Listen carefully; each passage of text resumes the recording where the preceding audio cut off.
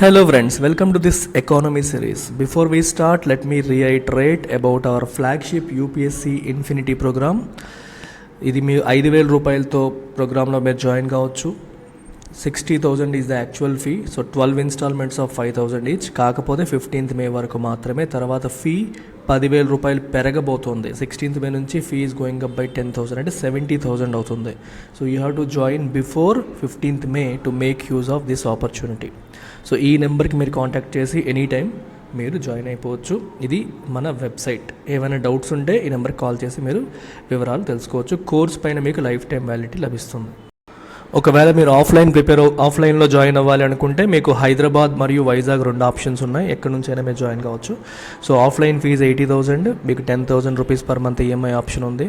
Offline పైన కూడా మీకు లైఫ్ టైం వ్యాలిడిటీ ఉంటుంది. ఆన్లైన్ మీకు ఫ్రీగా లభిస్తుంది. సో 1 జూన్ నుంచి 20,000 రూపీస్ ఫీ పెరుగుతుంది. జాయిన్ అవ్వాలంటే మంత్ ఎండ్ లోపు జాయిన్ అవ్వాలి, గుర్తుపెట్టుకోండి. అయితే యూపీఎస్సీ ఇన్ఫినిటీ ప్రోగ్రాంలో ఏమొస్తాయి అనేది ఇక్కడ క్లియర్గా మెన్షన్ చేయడం అనేది జరిగింది. వీటితో పాటు you also have complimentary access to everything mentioned here. ఇక్కడ కనిపిస్తున్న అన్నిటికీ మీకు కాంప్లిమెంటరీ యాక్సెస్ కూడా లభిస్తుంది. సో నోటిఫికేషన్స్ వెలుగులా వస్తున్నాయి ఏపీ మరియు తెలంగాణలో. ఆ నోటిఫికేషన్స్కి సెపరేట్గా మళ్ళీ ఫీజులు పే చేయాల్సిన అవసరం లేదు. దీంట్లో జాయిన్ అయితే ఇవన్నీ కూడా కాంప్లిమెంటరీగా వచ్చేస్తాయి. సో ఇవాల్టి article NCLT admits Go First's insolvency plea, allows moratorium on leases. So very interesting article ఇది. రీసెంట్గా గో ఫస్ట్ ఎయిర్లైన్ సంస్థ ఇన్సాల్వెన్సీకి అప్లై చేసింది. ఎక్కడ అప్లై చేసిందంటే NCLT, నేషనల్ కంపెనీ లా ట్రైబ్యునల్లో అప్లై చేసింది. సో దాన్ని NCLT ఇప్పుడు అడ్మిట్ చేసింది, అంటే అలో చేసింది అని చెప్పి అర్థం. Now it allows moratorium on leases అని చెప్పి అన్నారు. సో వీటన్నిటి గురించి మనం డీటెయిల్డ్గా చదువుదాము. ఇది దీనికి సంబంధించిన కొంచెం సబ్జెక్ట్ స్పెసిఫిక్ టెక్నికల్ నాలెడ్జ్ అనేది మీకు కొంచెం బ్యాక్గ్రౌండ్ ఇస్తే ఆర్టికల్ అనేది మీకు అర్థమవుతుంది. సో ఇక్కడ మీరు గమనించాల్సింది ఏంటి అంటే, so this particular company called Go first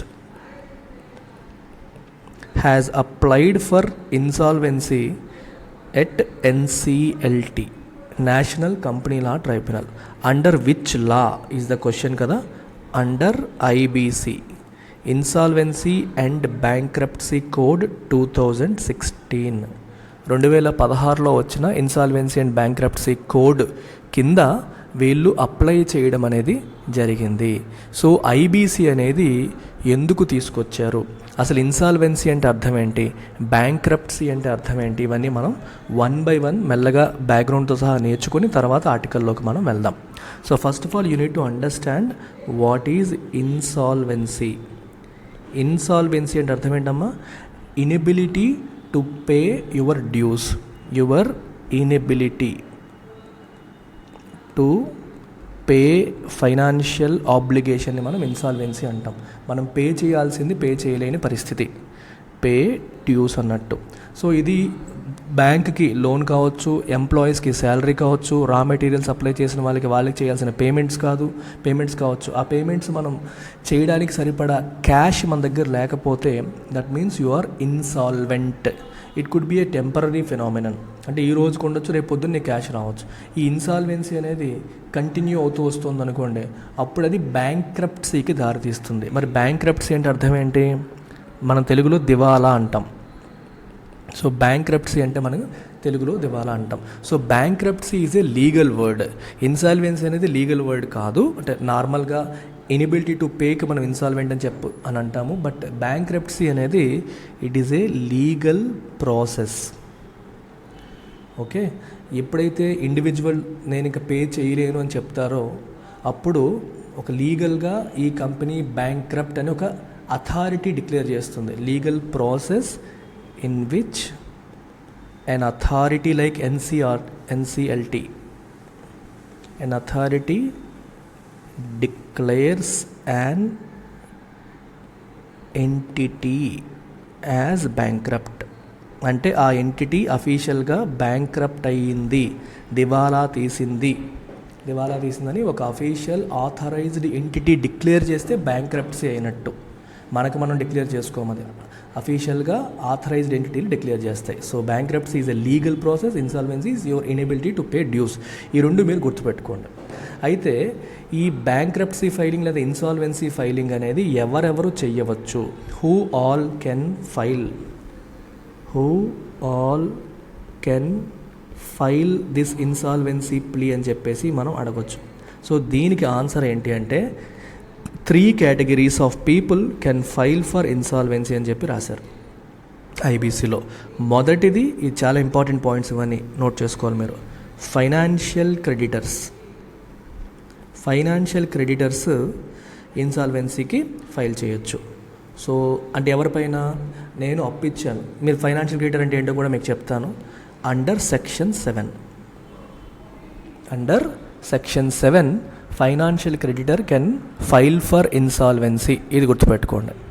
but who is a financial creditor? ఎవరైతే మీకు డబ్బు అప్పిచ్చారో, ఎవరైతే మనీ అప్పిచ్చారో అతను financial creditor. To whom you are entitle to pay, మీకు ఎవరికైతే పే చేయాలో, టు హూమ్ డెట్ అనేది అసైన్ అయింది, to whom debt is owed, financial debt is owed. అంటే నీకు బ్యాంక్ కావచ్చు, ఏదైనా ఫైనాన్షియల్ సంస్థ కావచ్చు, మనకి డబ్బు ఇచ్చిన వాళ్ళు financial creditor. So financial creditor నీ మీద కేసు వేయొచ్చు ఐబీసీ కింద, ఇన్సాల్వెన్సీ ప్రొసీడింగ్ ఇనిషియేట్ చేయండి అతని పైన అని చెప్పి చేయొచ్చు. లేదా who all can, the other one is operational creditor.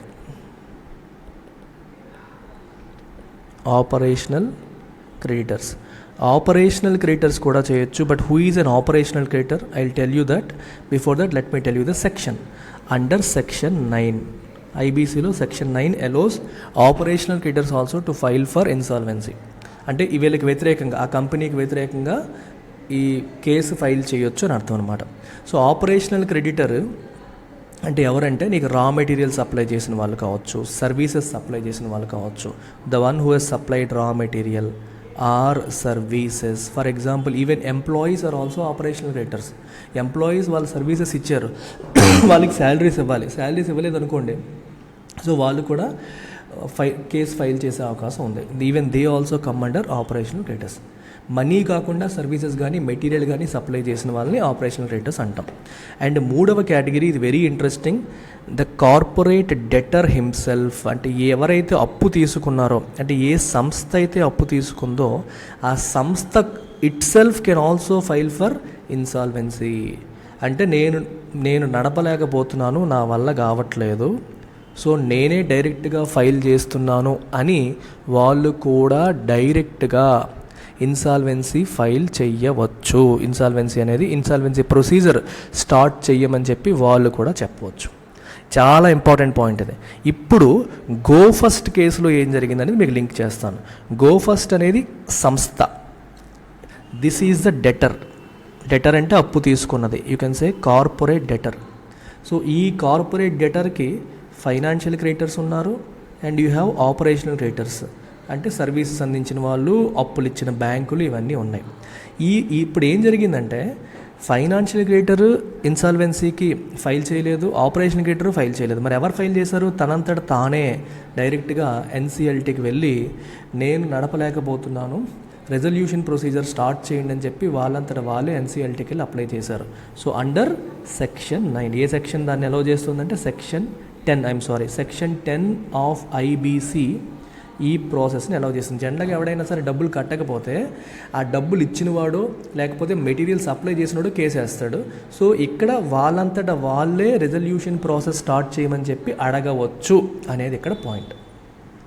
So అది మనకి ఐబీసీ అనేది అలౌ చేస్తుంది, ఇన్సాల్వెన్సీ అండ్ బ్యాంక్రప్సీ కోడ్ అనేది అలౌ చేస్తుంది. సో ఈ పర్టికులర్ కేసులో the corporate డెటర్ himself has applied for the procedure. ఆ ప్రొసీజర్ని ఏమంటామంటే సిఐఆర్పి అంటాం, corporate insolvency resolution process. So ఈ ప్రాసెస్ని ఇప్పుడు ఎన్సిఎల్టీ ఏం చేసిందంటే అడ్మిట్ చేసింది, ఇనిషియేట్ చేసింది. అంటే వాళ్ళ ప్లీని అప్రూవ్ చేసి కార్పొరేట్ ఇన్సాల్వెన్సీ ప్రాసెస్ని ఏం చేసింది? ఇనిషియేట్ చేసింది NCLT.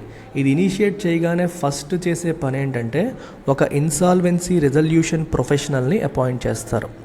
Insolvency resolution professional, he is like CA, chartered accountant లాగా ఈ సబ్జెక్ట్లో సర్టిఫికేషన్ చేసిన వ్యక్తిని మనం, సర్టిఫికేషన్ కోర్సెస్ ఫాలో అయ్యి సర్టిఫికేషన్ చేసిన వ్యక్తిని మనం ఇన్సాల్వెన్సీ రెజల్యూషన్ ప్రొఫెషనల్ అని చెప్పేసి అంటాం.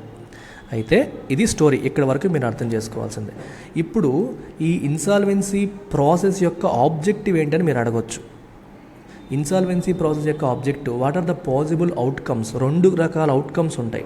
ఒకటి రిజల్యూషన్, అంటే ప్రాబ్లమ్ని సాల్వ్ చేసే ప్రయత్నం చేయడం. రెండవది లిక్విడేషన్. లిక్విడేషన్ అంటే ఈ ప్రాబ్లం సాల్వ్ అవ్వదు అనుకుంటే వాడికున్న ఆస్తులన్నీ అమ్మేసి ఎవరెవరైతే వాళ్ళకి అప్పులు ఇచ్చారో వాళ్ళకి ఇన్ టర్మ్స్ ఆఫ్ ప్రయారిటీ అప్పులు తీర్చుకుంటూ వెళ్ళిపోవడం. అయితే ఇక్కడ మీకు ఫైనాన్షియల్ క్రెడిటర్, ఆపరేషన్ క్రెడిటర్స్ ఉన్నారు కదా, వీళ్ళిద్దరిలో ఫైనాన్షియల్ క్రెడిటర్కి ఫస్ట్ ప్రయారిటీ ఉంటుంది. ఫైనాన్షియల్ క్రెడిటర్ అప్పులు తీరిన తర్వాతే ఆపరేషనల్ క్రెడిటర్స్ వరకు వెళ్తారనమాట. ఇలా ఒక లిస్ట్ ఆఫ్ ప్రయారిటీ కూడా ఉంటుంది. ఆ ప్రయారిటీ లిస్ట్ ప్రకారం ఎవరికి ఫస్ట్ పే చేయాలని చెప్పి పే చేస్తూ వెళ్తారు. ఇంకా కింద ఉండే వాళ్ళకి ఏమీ రాకపోయినా ఆశ్చర్యపోనక్కర్లేదు, ఎందుకంటే వీళ్ళకి అంత ఆస్తులు లేవనుకోండి, ఇంకా చివరిలో మిగిలిపోయిన వాళ్ళకి ఏమీ రాకపోయినా ఆశ్చర్యపోనక్కర్లేదు. అది కూడా గుర్తుపెట్టుకోవాల్సిన అవసరం ఉంది. సో రిజల్యూషన్ అంటే అర్థం ఏంటి? వాళ్ళకి ఇంకొంచెం టైం ఇచ్చి, లేకపోతే కొత్తగా ఎవరన్నా అప్పిస్తారేమో చూసి, లేదా ఈ గో ఫస్ట్ని వేరే ఎయిర్లైన్ ఏదైనా టేక్ ఓవర్ చేస్తుందేమో చూసి, అర్థమవుతుందా? అంటే కంప్లీట్గా దాన్ని దివాలా తీయనీయకుండా ప్రజెంట్ వాళ్ళకున్న అప్పులు అనేవి అలాగే ఉంచి, ఆస్తులు అనేవి అలాగే ఉంచి, ఏదైనా వేరే కంపెనీ, జెట్ ఎయిర్వేసో లేకపోతే మన టాటా వాళ్ళు ఇప్పుడు తీసుకున్న ఎయిర్ ఇండియానో లేకపోతే ఇండిగోనో, వేరే వాళ్ళు ఎవరైనా గో ఫస్ట్ యొక్క మొత్తం అంతా వీళ్ళ యొక్క ఆస్తు ఈ కంపెనీని కొనడానికి ముందుకు వస్తారా లేదని చెప్పి చూడడం, లేదా వీళ్ళకి ఇంకొంచెం టైం ఇస్తే వీళ్ళు ఏమైనా సాల్వ్ చేయగలుగుతారా లేదా చెక్ చేయడం, లేదా బ్యాంకులతో వీళ్ళతో మాట్లాడించి వాళ్ళ లోన్ రీపేమెంట్ టెన్యూర్ని మార్చడం, ఇట్లా రకరకాల ఆప్షన్స్ ట్రై చేస్తారు. ఈ ఆప్షన్స్ ట్రై చేసి సాల్వ్ అవుతుంది, అగ్రిమెంట్కి వచ్చారు అంటే అప్పుడు ప్రాబ్లం రిజాల్వ్ అయినట్టు. లేదు వర్కౌట్ అవ్వట్లేదు అనుకుంటే అప్పుడు ఏం చేస్తారు? They go for liquidation. Liquidation అంటే ఆస్తులన్నీ అమ్మేసి 1 by 1 రావాల్సిన వాళ్ళకి ఎవరికి ఎంత రావాలో అంత ఇచ్చేయడం అనమాట. సో 2 పాసిబుల్ అవుట్కమ్స్ అనేవి దీని ద్వారా వస్తాయి. సో ప్రాసెస్ ఇప్పుడు ఇనిషియేట్ అయింది, నెక్స్ట్ ఏం జరుగుతుంది అనేది మనకు తెలియదు. We have to wait and see. Next అనేది we have to wait and see. అయితే గుడ్ థింగ్ ఏంటి అంటే ఎప్పుడైతే సిఐఆర్పి అనేది ఇనిషియేట్ అవుతుందో అదేమవుతుందంటే it provides protection, bankruptcy protection అనేది వస్తుంది. బ్యాంక్రప్ట్సీ ప్రొటెక్షన్ వస్తుంది అంటే అర్థం ఏంటి అంటే చూడండి, the tribunal grants protection from adverse actions by lessors, lenders, DGCA, airports, fuel suppliers.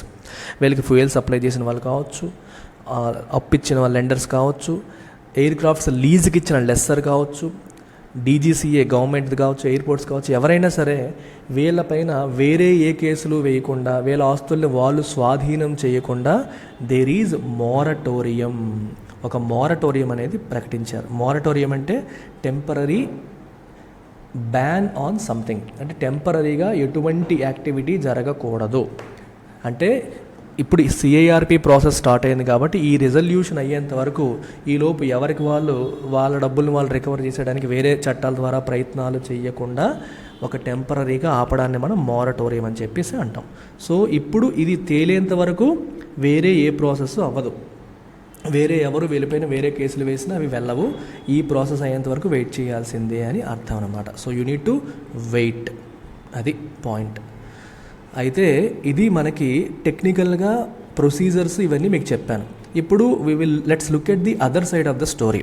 అసలు గో ఫస్ట్ అనేది ఎందుకు ఇన్సాల్వెంట్ అయింది, డబ్బులు పే చేయలేని పరిస్థితికి ఎందుకు వచ్చింది?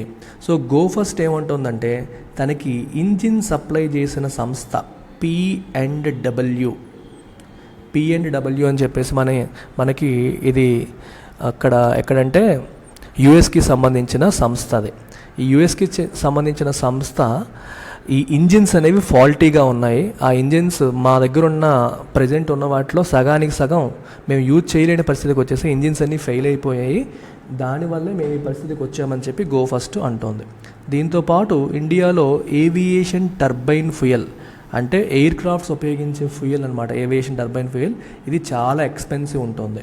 దీనిపైన విపరీతమైన ట్యాక్సులు గవర్నమెంట్ వైపు నుంచి ఉండడం వల్ల వీళ్ళకి చాలా ఎక్స్పెన్సివ్ అయ్యి ఇబ్బంది పడుతున్నారు. అది కూడా కొంతవరకు రీజన్ అని మనం చెప్పొచ్చు.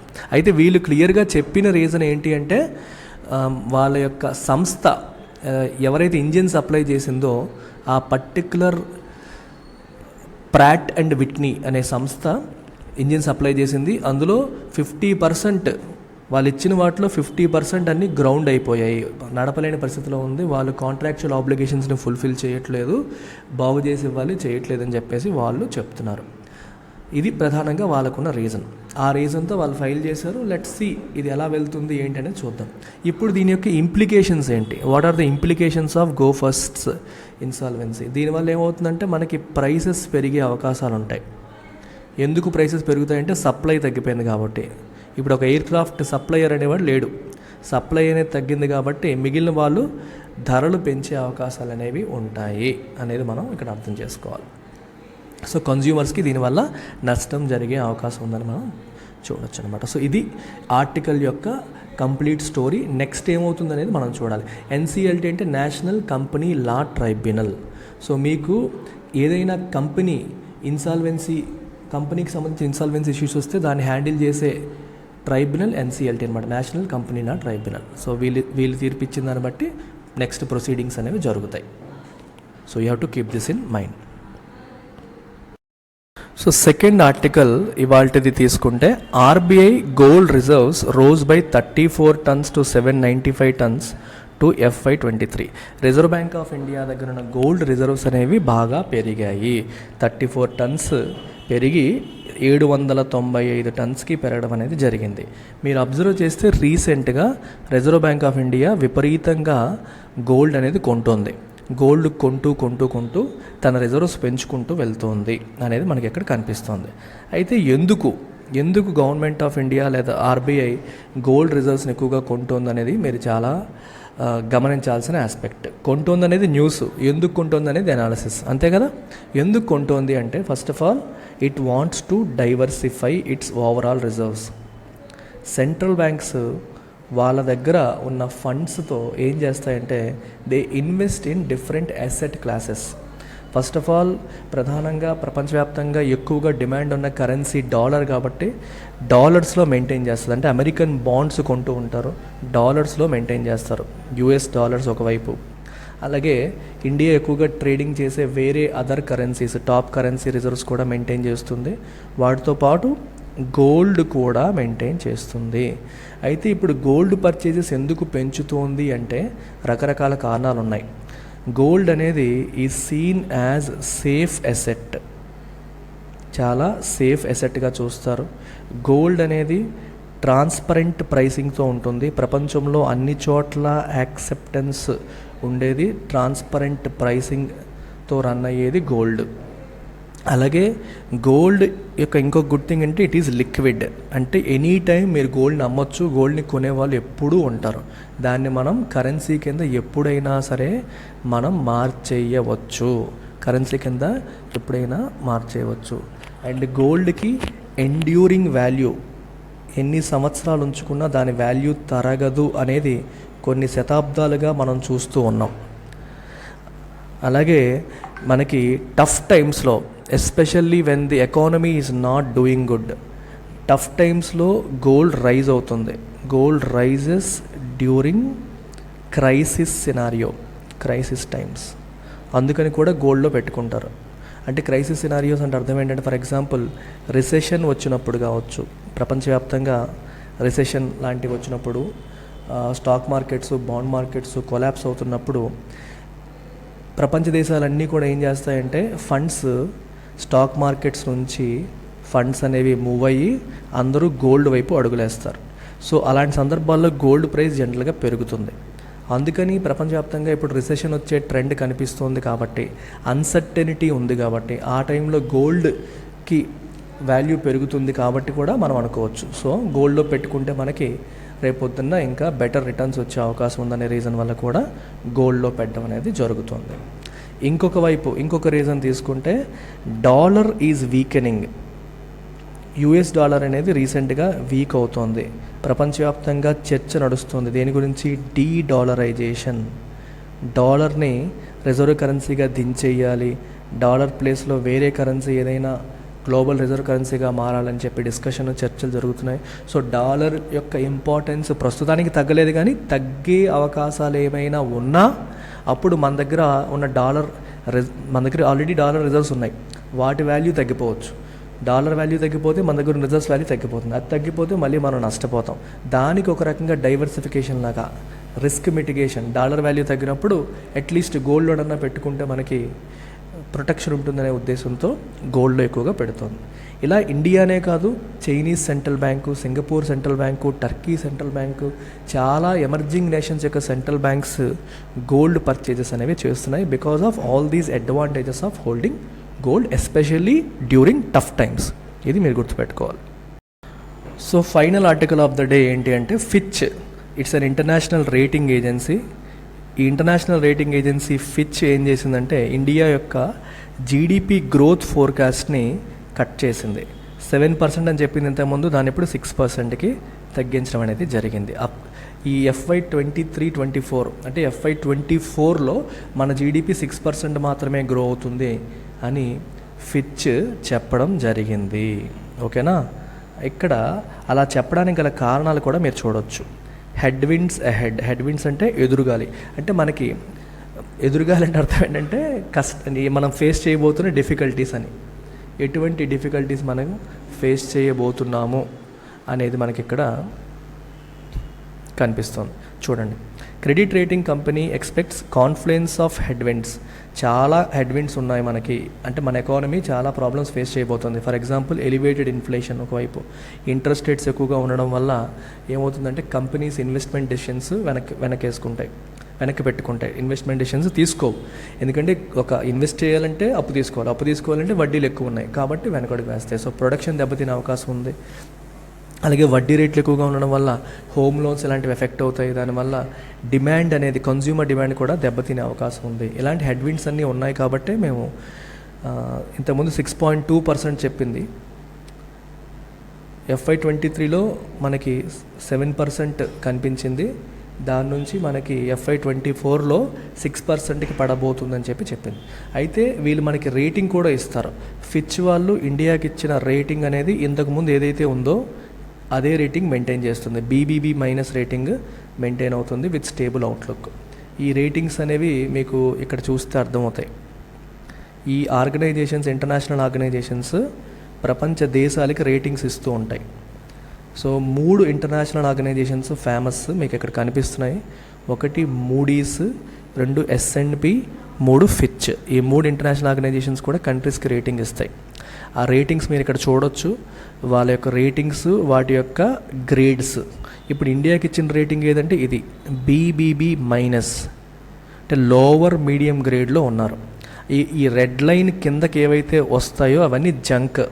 ఆ రేటింగ్ చాలా చండాలం అని అర్థం. అంటే చాలా నాన్ ఇన్వెస్ట్మెంట్ గ్రేడ్ కింద లెక్క. ఆ దేశంలో ఇన్వెస్ట్మెంట్ చేయొద్దు అని వీళ్ళు చెప్తున్నట్టు. ఈ రేటింగ్ దేన్ని బేస్ చేసుకొని ఇస్తారు అంటే ఆ కంట్రీ యొక్క ఎక్స్టర్నల్ డెట్, అప్పులు ఎలా ఉన్నాయి, ఇన్ఫ్లేషన్ ఎలా ఉంది, కంపెనీ ఆస్తులు ఎలా ఉన్నాయి, కంట్రీ యొక్క ఆస్తులు in the sense income, GDP growth ఎలా ఉంది, అలాగే ఫిస్కల్ డెఫిసిట్ ఎలా ఉంది, కరెంట్ అకౌంట్ డెఫిసిట్ ఎలా ఉంది, ఇలా రకరకాల పారామీటర్స్ చూస్తారు. అన్ని పారామీటర్స్ని బేస్ చేసుకుని రేటింగ్ ఇస్తారు. సో ఇండియాకి ఇప్పుడు ఈ 3 ఆర్గనైజేషన్స్ కూడా ఈ ఎడ్జ్లో ఉన్న రేటింగ్సే ఇచ్చాయి. అంటే ఇంకొక రేటింగ్ పాయింట్ కిందకి వెళ్తే ఇండియా యొక్క ఇన్వెస్ట్మెంట్ అపీల్ అనేది పడిపోవచ్చు అనేది మనకు కనిపిస్తుంది. లోవర్ మీడియం గ్రేడ్ రేటింగ్లో మన వాళ్ళు ఉన్నారు. రీసెంట్గా మీరు న్యూస్లో చూస్తే నిర్మలా సీతారామన్ గారు, ఫినాన్స్ మినిస్ట్రీ వాళ్ళు ఈ రేటింగ్ ఏజెన్సీలతో మీటింగులు పెట్టి ఇండియా యొక్క పరిస్థితి బాగైందని చెప్పి వాళ్ళని కన్విన్స్ చేసి రేటింగ్ పెంచమని ఇన్ఫ్లుయెన్స్ చేసే ప్రయత్నం చేశారు. అయినప్పటికీ కూడా ఫలితం లేకపోయింది. వాళ్ళు రేటింగ్ అనేది పెంచలేదు. అయితే మీరు అడగొచ్చు, వీళ్ళ రేటింగ్తో మనకేంటి సంబంధం అని. వీళ్ళ రేటింగ్ అనేది ఇన్వెస్టర్స్ని ఇంపాక్ట్ చేస్తుంది. ఇప్పుడు ఎవరైనా సరే ఫారెన్ ఇన్స్టిట్యూషనల్ ఇన్వెస్టర్స్ కావచ్చు, ఇప్పుడు వేరే దేశాలకు చెందిన పెద్ద పెద్ద పెన్షన్ ఫండ్స్, మ్యూచువల్ ఫండ్స్ వాళ్ళంతా మన దేశం స్టాక్ మార్కెట్లో, మన దేశం బాండ్ మార్కెట్ ఇన్వెస్ట్ చేయాలంటే ఈ రేటింగ్స్ చూస్తారు. సో ఈ దేశంలో పెట్టుబడి పెడితే స్టేబులేనా, ప్రాబ్లం ఉంటాయా అనేవి చూసుకుంటారు. రేటింగ్స్ సరిగ్గా లేకపోతే వాళ్ళకి డౌట్ వస్తుంది, ఇక్కడ పెడితే మనకి ఏమైనా ప్రాబ్లం ఏమో, రేపు పొద్దున్న ఇండియా ఇష్యూ చేసిన బాండ్స్ కొంటే కంట్రీ డిఫాల్ట్ చేస్తే మన పరిస్థితి ఏంటి. ఇప్పుడు చూడండి, శ్రీలంక కంట్రీ ఎందుకు సార్ డిఫాల్ట్ చేస్తుందని మీరు అడగచ్చు. శ్రీలంక ఏం చేసింది, డిఫాల్ట్ చేసింది కదా, లోన్లు తీసుకొని బాండ్స్ ఇష్యూ చేసి పే చేయలేకపోయింది. అలా ఇలాంటప్పుడు రేటింగ్ చూసే వాళ్ళు పెడతారనమాట. రేటింగ్ బాగాలేకపోతే ఇక్కడ కూడా డిఫాల్ట్ చేసే అవకాశం ఉంది అని అర్థం అనమాట. సో అందుకని రేటింగ్స్ అనేవి ఇన్వెస్ట్మెంట్స్ని ఎఫెక్ట్ చేసే అవకాశం అనేది ఉంటుంది. So ratings are important. ఇది మనం గుర్తుపెట్టుకోవాల్సిన అంశం. సో ఇవాళ మనం చూసిన దాని మీద ఒక మోడల్ ఎంసీక్యూ ఇచ్చాను. మీరు సెషన్ జాగ్రత్తగా ఫాలో అయ్యి ఉంటే ఖచ్చితంగా ఇది ఆన్సర్ చేయగలుగుతారు. క్వశ్చన్ ఏంటో ఒకసారి చూడండి. Consider the following statements with respect to IBC అంటే ఇన్సాల్వెన్సీ అండ్ బ్యాంక్రప్టసీ కోడ్ 2016. ఏంటిది? Under section 7 financial creditors can initiate CIRP proceedings. Section 7 ప్రకారం ఫినాన్షియల్ క్రెడిటర్స్ ఇనిషియేట్ చేయొచ్చు ప్రాసెస్ అని చెప్పి ఈ పాయింట్ చెప్తోంది. సెక్షన్ 9 ప్రకారం ఆపరేషనల్ క్రెడిటర్స్ చేయొచ్చు అని చెప్తోంది. కార్పొరేట్ డెటర్ అంటే అప్పు తీసుకున్న వ్యక్తి can't file for voluntary insolvency, వాళ్ళు తనంతట తాను ఇన్సాల్వెన్సీని ఫైల్ చెయ్యలేరు అని స్టేట్మెంట్ 3 చెప్తుంది. సో వీటిలో కరెక్ట్ స్టేట్మెంట్స్ని మీరు ఐడెంటిఫై చేయాలి. 1 and 2, 2 and 3, 1 and 3, 1, 2 and 3. నేను క్లియర్గా చెప్పాను, మీరు జాగ్రత్తగా వినుంటే ఆన్సర్ చేయగలుగుతారు. So try to answer this question. Economy classes సెపరేట్గా మీరు జాయిన్ అవ్వాలన్న ఆప్షన్ ఉంది. You have the fee structure here. డైరెక్ట్గా మన వెబ్సైట్కి వెళ్ళి మీరు సెర్చ్ బాక్స్లో కోర్స్ పేరు కొట్టి మీరు డైరెక్ట్గా జాయిన్ అయిపోవచ్చు. అన్నింటిపైన మీకు లైఫ్ టైం వ్యాలిడిటీ ఉంటుంది. అంటే మళ్ళీ నెక్స్ట్ సైకిల్స్లో వచ్చే క్లాసెస్ కూడా మీకు ఫ్రీ యాక్సెస్ అనేది లభిస్తుంది. గ్రూప్ 2 ఆస్పిరెంట్స్, ఏపీపీఎస్సీ గ్రూప్ 2 ఆస్పిరెంట్స్కి తెలుగు మీడియం మరియు బైలింగ్వల్ 2 బ్యాచెస్ కూడా ఆల్రెడీ రన్ అవుతున్నాయి. APPSC group 2 bilingual 8th May రోజు స్టార్ట్ అయింది. తెలుగు మీడియంది May 16th నుంచి స్టార్ట్ అవ్వబోతోంది. So fee structure is more or less రెండింటికి సేమే ఉంది. మీరు రెండింటిపైన లైఫ్ టైం వ్యాలిడిటీ, మీకు ఏ మీడియం కావాలంటే ఆ మీడియం మీరు చూస్ చేసుకోవచ్చు. ఈ నెంబర్కి కాల్ చేసి జాయిన్ కావచ్చు. Take care, bye.